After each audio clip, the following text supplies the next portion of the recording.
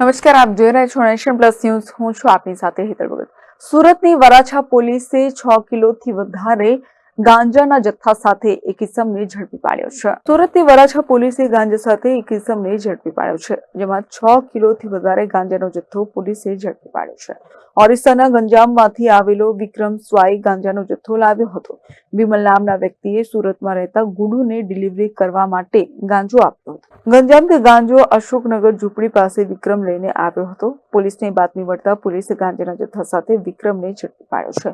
પોલીસે ગાંજો મોકલનાર વિમલ સ્વાઈ અને ગાંજો લેવા આવનાર ગુડ્ડુને વોન્ટેડ જાહેર કર્યા છે. પોલીસે વિક્રમની ધરપકડ કરી ગાંજા સહિતનો 69,000 થી વધુનો मुद्दामाल कब्जे કર્યો છે.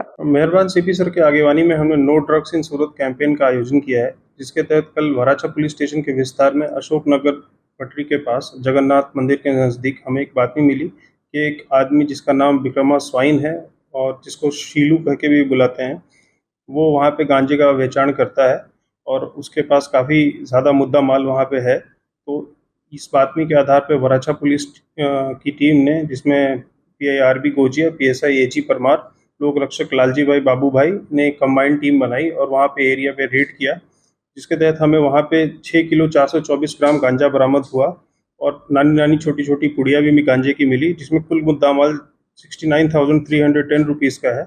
इसके तहत हमने NDPS एक्ट के तहत केस रजिस्टर किया और आगे की કાર્યવાહી हम कर रहे हैं. Bureau report, Nation Plus News, Surat. સમાચારોના સતત અપડેટ મેળવવા માટે અમારી નેશન પ્લસ ન્યૂઝની YouTube ચેનલને સબસ્ક્રાઇબ કરો, બેલ આઇકન દબાવો અને જોડાયેલા રહો ફેસબુક, ઇન્સ્ટાગ્રામ અને ટ્વિટર પર.